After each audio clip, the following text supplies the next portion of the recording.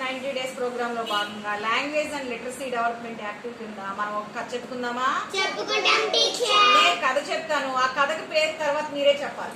ఓకేనా? Okay teacher. Are you ready? yes teacher. సరే, ఇక్కడ ఏం కనిపిస్తున్నాయి మీకు అన్ని కూడా? జంతువులన్నీ మనకి ఎక్కడ ఉంటాయి? అనగనగా ఒక అడవి. ఆ అడవిలో చాలా జంతువులు చాలా స్నేహంగా ఉండేయంట. ఎలా ఉండేవి? ఈ జంతువులన్నీ కూడా ఉదయాన్నే లేచి చక్కగా అన్ని కలిసి చక్కగా ఏం చేసాయి? మేత మేసేయంట. మేత వేస్తుంటే చక్కగా అన్ని కలిసి ప్రొద్దున్నే లేచి మేతకెళ్ళేవి అన్ని ఒక దగ్గరే మేత వేయడం మొదలుపెట్టాయి. అక్కడి నుంచి ఆ విషయాన్ని ఎవరు చూశారు? పొదల నుంచి ఒక సింహం గమనిస్తుంది. గమనిస్తూ ఏం చేసింది? ఒక్కసారిగా ఈ జంతువుల మీదకి దూకింది. దూకేటప్పటికి ఈ జంతువులన్నీ కూడా ఒక్కసారిగా ఈ సింహం మీదకి దాడి చేసేసి సింహాన్నే బెదరగొట్టేది. సింహం భయంతో ఏం చేసింది? మళ్ళీ ఒక్కసారిగా మారిపోయి చెట్టు పొదన దాక్కుంది. అప్పుడు ఈ జంతువులన్నీ మళ్ళీ అనుకుంటున్నాయి, అమ్మో ఈరోజు మనందరం కలిసి ఒక దగ్గర లేకపోతే మన ప్రాణాలే సింహం దాడిలో మన ప్రాణాలన్నీ పోయేవి. మనందరం ఇలా కలిసిమెలిసి ఉండటం వల్ల మనం బతికి బయటపడ్డాం అని చెప్పేసి ఈ జంతువులన్నీ అనుకుంటున్నాయి. ఈ మాటలన్నీ ఎవరు వింటున్నారు?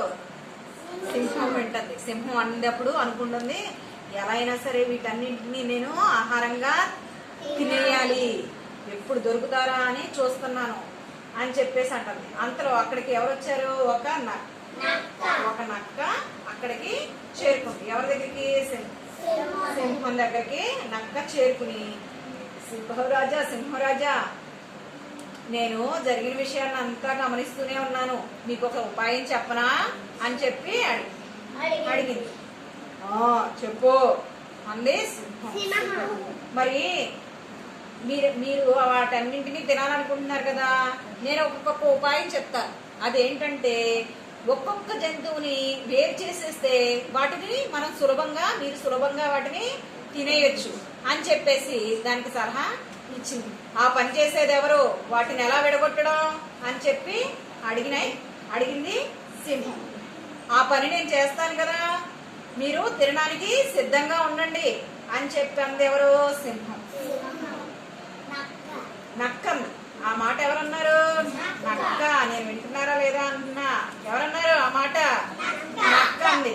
అయితే నక్క ఏం చేసింది? నిదానంగా వెళ్ళి ముందుగా ఆవు దగ్గరికి వెళ్ళి ఆవుతో, ఆవు నువ్వు చాలా సోమరిపోతూ అంట కదా, నువ్వే పని చేయవంట కదా అని చెప్పేసి చెప్పింది. దాంతో ఆవు ఎవరన్నారు ఆ మాటలు అని నక్కనే అడిగింది. నీ స్నేహితులందరూ అనుకోవడం నేను విన్నాను, ఆ మాటే నీకు చెప్పాను అని చెప్పి నక్క ఏం చేసింది? ఆవుతో చెప్పింది. ఆ మాటలకి ఆవుకి ఏమొచ్చింది? కోపం వచ్చి వాళ్ళ నుంచి దూరంగా వెళ్ళిపోయింది. ఆ అదును చూసుకుని సింహం ఏం చేసింది? ఆవు మీదకి దాడి చేసి ఆవుని తినేసి తినేసేసి అది హాయిగా మళ్ళీ వెళ్ళిపోయి తన గుహలో దాక్కుంది. ఈ మిగిలిపోయిన ఆవు శరీరాన్ని ఎవరు తిన్నారు? మళ్ళీ వచ్చి నక్క.